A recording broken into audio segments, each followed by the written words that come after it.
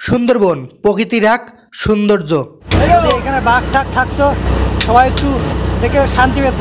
সমুদ্রের কাঁকড়া এখানে বিক্রি হচ্ছে 100 টাকা কিলো। এই সুন্দরবনে বাঘ হরিণ বসবাস করে। আসলে ভ্রমণ করার শান্তি আলাদা। বকখালি সি বিচ থেকে চলে এলাম ট্যুরিস্টদের কাছে। শীতের আমেজে পিকনিক করার আনন্দই আলাদা, ফ্যামিলি নিয়ে। এছাড়াও বকখালির জ্যান্ত জ্যান্ত মাছ শুকিয়ে রোদে বিক্রি করা হচ্ছে এখানে। হে গাইস, কেমন আছো তোমরা? আশা করছি খুবই ভালো আছো। Welcome back to my channel new blog. তো আজকে চলে এসেছি বকখালিতে। পাশে থাকো, লাইক করো, শেয়ার করো আর সাবস্ক্রাইব করো। এরকম সৌন্দর্য পেতে গেলে এখানে আসতে হবে বকখালিতে। এবং সুন্দরবনের গাছ, পাইন গাছ। বকখালি আসলে থাকার জন্য হোটেলের সন্ধান তোমায় দিয়ে দিচ্ছি। এই হলো বেড। এখানে কজন থাকতে হবে? এখানে 2 থেকে 3 দিন থাকতে হবে। আর এখান থেকে অনেক সুন্দর ভিউ পেয়ে যাবে। এটা হচ্ছে খাল। অফ সিজনে কত? অফ সিজনে 250 টাকা, 300 টাকা।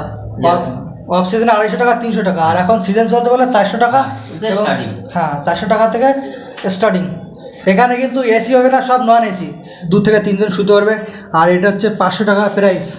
এখানে একটা রুমে ডবল বেড পাবে। এখানে আয়না আছে, বাথরুম আছে, ফ্যান আছে, টিভি টিভি আছে একটা। 1 জন 2 জন 3 জন শুতে পারবে। আমাদের সুবিধা আছে থাকার মধ্যে। আপনার ধরুন সিঙ্গেল বেড আছে, ডাবল বেড আছে। সোম থেকে বৃহস্পতিবার শুতে পারে। হ্যাঁ, 300 টাকা করে। 300 টাকা করে। আর শুক্র শনি রবি 400 টাকা। 400 টাকা। আর এখানে সিঙ্গেল অ্যালাও আছে না? সিঙ্গেল বাদ দিয়ে? না, সিঙ্গেল অ্যালাউ নেই। সিঙ্গেল অ্যালাও নেই। আচ্ছা, দুজন। আর থাকা খাওয়ার জন্য কি আলাদা? আলাদা ক্যান্টিন আছে, বা আপনি অর্ডার দিলে খাওয়া হয়ে যাবে। আচ্ছা। এখানে ঘুরতে আসলে হোটেল অরিজিৎ ফোন করে নেবে। এই যে 2 নাম্বার দেওয়া আছে, এই 2 নাম্বারই ফোন করলে তোমরা পেয়ে যাবে। বকখালির থেকে জম্বু যাওয়ার জন্য লঞ্চ ঘাটে চলে এসেছি। আর বকখালি থেকে আসতে এখানে 30 টাকা মতন ভাড়া পড়লো। সুন্দরবন কিন্তু এই পাইন গাছের জন্য খুব বিখ্যাত। সুন্দরবন বলা হয় এই সুন্দর গাছকে। সুন্দরবন যেভাবে ঘরে মানুষ 3000 টাকা 4000 টাকা দিয়ে, সেরকমভাবেই আমরা ঘুরবো। মাত্র 150 টাকায় যাব জম্বুদ্বীপ। এই লঞ্চে করে আমরা যাব 15 জন মতন হলে, আনন্দ করতে করতে যাব। এখান থেকেই সুন্দরবন শুরু। এরকম নদীপথ দিয়ে যাব। সবার কেমন লাগছে তোরা? আচ্ছা।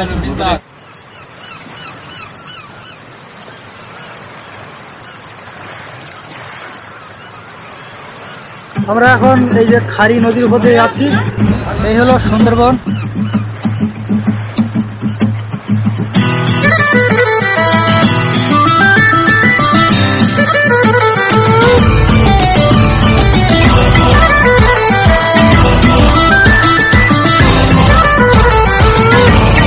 আসলে ভ্রমণ করার শান্তি আলাদা। অনেকে আমরা টেনশন করি, অনেকে আমরা অনেক রকমভাবে ডিপ্রেশনে চলে যাই। মাঝে মাঝে ভ্রমণ করারও দরকার আছে। এইদিকে যেসব মৎস্যজীবীরা এসব নৌকা নেই কিন্তু সুন্দরবনের গভীরে মাছ ধরতে যায়।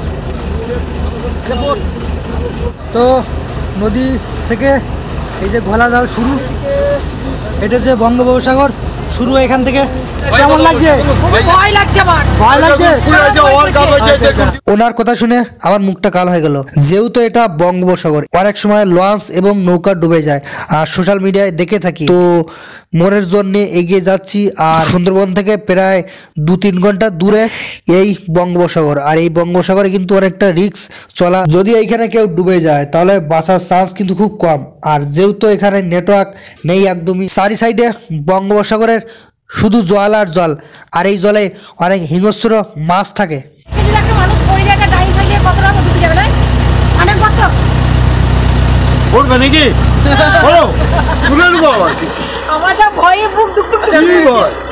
জলপথ কিন্তু একটু আলাদা রকম।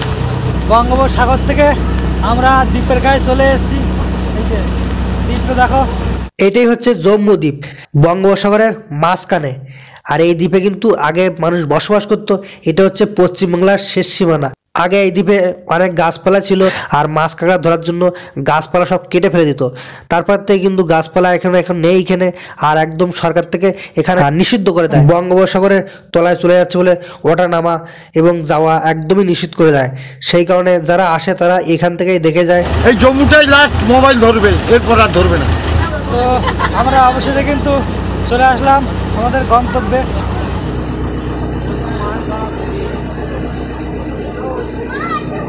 এই যে সুন্দরবনের এলাকায় যদি এখানে বাঘ টাক থাকতো তাহলে আরও ভালো লাগতো দেখতে। সবাই একটু দেখে শান্তি পেত। সুনীল মন্ডল ছেলের নাম হ্যাঁ বললে বললে চাঁদাতে মানে ওইখানে কত লোক।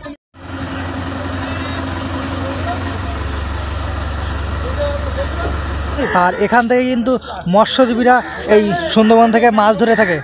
যারা মাছ টাছ ধরে তারা এদিকে কিন্তু জাল পরিষ্কার করছে। সমুদ্রের বিভিন্ন রকম মাছ আছে এখানে। আর এই যে কাঁকড়া, এই কত গ্রাম আছে এটা? 300 বাইরে আছে। এখান থেকে কাঁকড়া বিভিন্ন জায়গায় চলে যায়। মাছ কাঁকড়া আমাদের বাংলায় সব জায়গায় চলে যায়।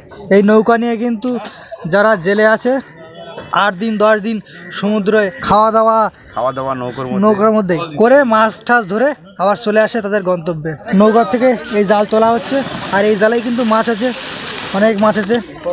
এই জালটা তুলতে আমাদের বহু কষ্ট হয়েছে। বহু কষ্ট হয়েছে না? হ্যাঁ, বহু কষ্ট হয়েছে। আচ্ছা আচ্ছা, সকাল 7টা দিয়ে সন্ধ্যা 7টা পর্যন্ত টানতে হয়েছে। খুব পরিশ্রম করছে, পরিশ্রম করে কিন্তু জালগুলো তোলা হচ্ছে। তো এই যে কাঁকড়া, সমুদ্রের কাঁকড়া এখানে বিক্রি হচ্ছে 100 টাকা কিলো। এগুলো যখন নিয়ে যাচ্ছে কলকাতার মধ্যে এগুলো 700 টাকা কিলো বিক্রি হচ্ছে। আমরা এখানে ধরে বিক্রি করে দেই। যারা ব্যবসায়ী আছে তাদেরকে আমরা দিয়ে দিই। এখানে ওরা 700 টাকা কিলো বিক্রি করে। কি নাম আছে কাঁকড়ার? এগুলো হচ্ছে নদীর পদ্মা কাঁকড়া। নদীর পদ্মা কাঁকড়া। হ্যাঁ, ভালো শাঁস বেশি আছে এবং মিষ্টি লাগে। বড় কোনো মাছ পাওয়া? বড় বড় মাছ? হ্যাঁ হ্যাঁ, বড় মাছ পাই, বড় ইলিশ পাই, ভোলা পাই। জালটা অনেকটাই বড়, টেনে টেনে নিয়ে আসছে ওই মাথার দিকে। জাল আছে 2 কিলোমিটার। এবং মাছ কাঁকড়ার ধারে যারা, তাদের সাথে কথাবার্তা বললাম। ভিডিওটা এখানে শেষ করছি, দেখাবে অন্য কোনো ভিডিওতে। ততক্ষণের জন্য বাই, ভালো থাকবে, সুস্থ থাকবে আর নিজের খেয়াল রাখবে।